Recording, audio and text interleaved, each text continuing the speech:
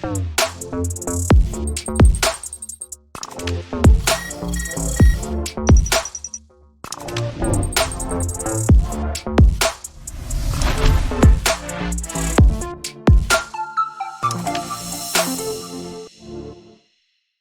what is so hard for people who don't have experience, especially with like those early teenager years, is we get mixed up between what is normal child development and developmental stages and what is interfered with by technology. And so, being awkward as a 12-year-old is really normal.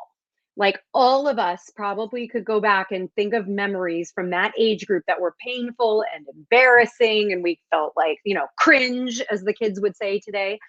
But normal. That is part of adolescence. It is actually incredibly important that we have those experiences because we learn how to deal with them. That doesn't mean they feel good, that maybe even it's terribly humiliating and traumatic, even at moments.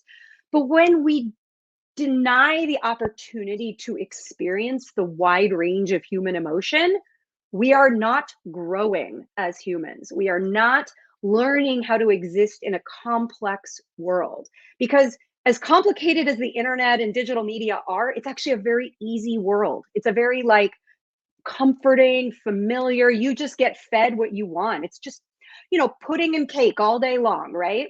But that's not sustenance. That's not long term health. That's not relationship based. And I think that's a beautiful example of, yeah, it's more work to serve a meal, but what are the benefits of that? I mean, that is a no brainer to me if you're taking a tech intentional, child centered approach or even human centered. Let's be honest, it's good for the adults too. And so, kids are not standardized. Schools are not cogs in a machine, even though obviously public education historically was to provide future workforce. But it doesn't have to be that way. And I really want to think about whether doing something easy is always the best decision, right? It might be more efficient. It might have a better ROI on your investment or whatever, but like, it's not what's better for people.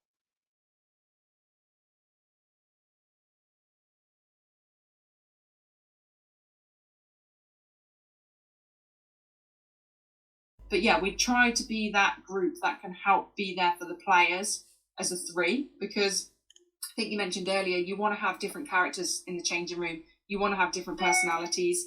You don't want the same kind of people because you're not going to be able to move forward. If you've got 10 people and they all agree the same things, you're going to get to a point in time where actually you're going to become unstuck. You need that one person to actually be like, nah, I don't agree with that. Or actually, we should try this. And I think that's why the huddle works, is we're all quite different as human beings. And I think you need three different people in there, because some players will naturally gravitate towards me and my personality, but equally some might go to the other two, and that's absolutely fine.